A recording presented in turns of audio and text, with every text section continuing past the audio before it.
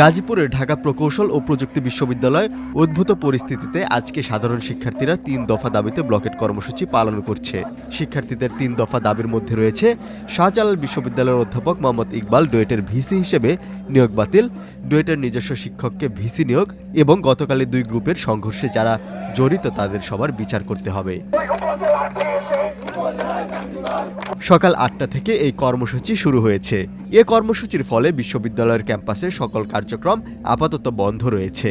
১৪ মে বৃহস্পতিবার শাহজালাল বিজ্ঞান ও প্রযুক্তি বিশ্ববিদ্যালয়ের অধ্যাপক ডক্টর মোহাম্মদ ইকবালকে ডুয়েটের নতুন ভিসি হিসেবে নিয়োগ দেয় সরকার। এ নিয়োগের প্রজ্ঞাপন জারির পরপরই তা প্রত্যাখ্যান করে বিশ্ববিদ্যালয়ের শিক্ষার্থীরা। আজ সকাল থেকে ব্লকেট কর্মসূচি শান্তিপূর্ণভাবে চলছে। দাবি আদায় না হওয়া পর্যন্ত ব্লকেট কর্মসূচি থেকে সরে আসবে না বলে জানিয়েছেন আন্দোলনরত শিক্ষার্থীরা।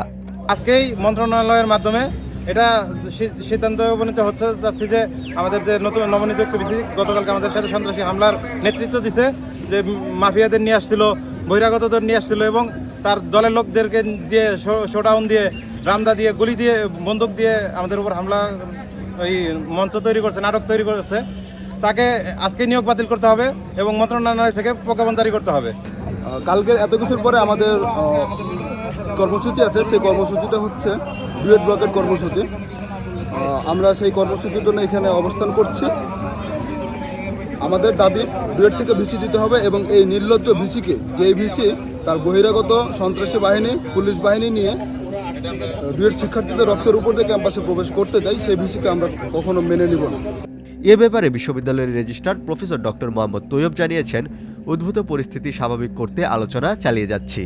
আশা করছি শিক্ষার্থীদের সাথে বসে সমস্যার সমাধান করতে পারব। ক্যাম্পাসের যে পরিস্থিতি আসলে আমরা এটা তো খুবই অনাকাঙ্ক্ষিত। আমরা এটা চাই না যে ক্যাম্পাস এরকম অচল থাকুক। তো এখন আমরা চেষ্টা করছি ছাত্রদেরকে কি করে তাদেরকে শান্ত করা যায়।